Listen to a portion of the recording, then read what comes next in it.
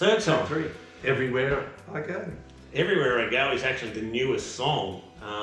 It wasn't originally even planned for the album. No. We had a kind of a loose track listing that we were looking at doing. But after My Town came out, a friend of mine approached me to write with a couple of young upcoming songwriters, and Cassie Marie was the first person that I wrote with. And this was the fourth song we wrote, and it just felt like it should go on the record. It just seemed to fit into the whole kind of feel of the album. Yeah. Actually, it's funny because Steve sent me a really rough version. I thought, oh, that's really nice. Got a really nice kind of catchy chorus to it. And then he goes, I think we'll do this as the on the album. And so we built the track up fairly quickly from there. And Cassie singing it just kind of really tops it off. The fact that we could get her to come along and sing it as well, I think it's just really a great thing to happen. Yeah.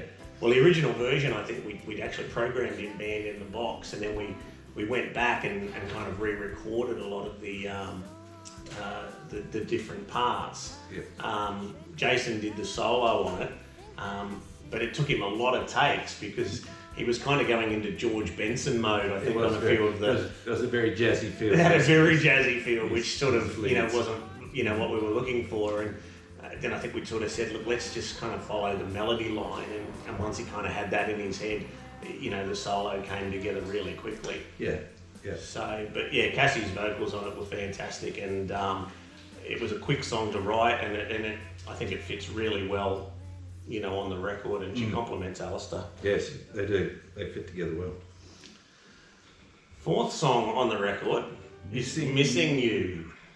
Now, this is one of those songs that did fly back and forth between Brisbane and Perth a number of times.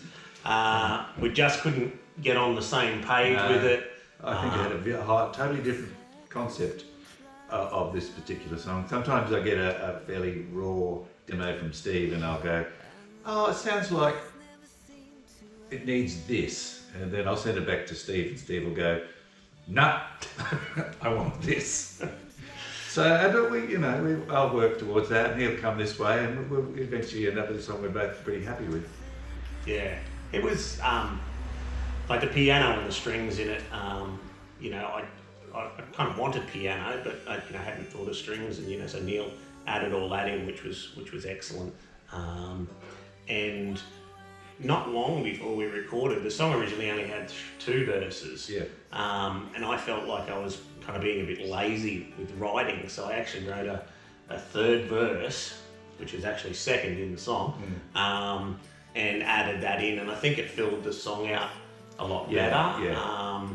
And Alistair's vocals on this, I think he went next level. The passion and that in that last chorus that goes to the outro is incredible. Definitely one of his best performances. Again, in the studio, we didn't have to do a lot. I think we recorded an acoustic guitar track.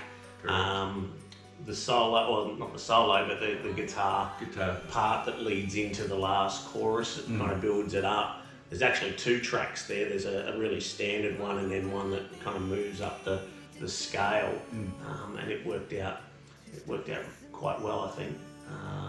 But yeah, it's a good example of one of those songs that probably took 15 years to actually write in theory because of that last verse, to get the completed version, but it came out well. I think one of the nice things, and probably more generally, is that Alistair's ability to really kind of put himself into the song and bring a bit of emotion and passion.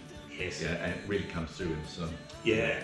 So Alistair actually gets a demo from us, and it's usually me singing the song, and then a version with no vocals, and he seems to listen to it for a few weeks, and then he sends back a version with his vocals on it, always asking for criticisms and feedback, and I don't think he sent me a single one where I've had to go, no, you haven't got this. Although that last chorus was something that we went for in the studio. It was going to be just sung the same as the original, but we wanted to just kind of go, look, this is angsty. We want you to put everything you got into this, and he was he was pretty spent, I think, after that. It was very After that, so yeah, we're very happy with that track, and probably is our arena track. I think you've dubbed it. Yes, so, I think I call it the arena track. yeah, on one of our world tours, I'm sure we'll get that out and play. Just it. has that feel of kind of Wembley. yeah. I don't know why I just think of it as Wembley. Yeah.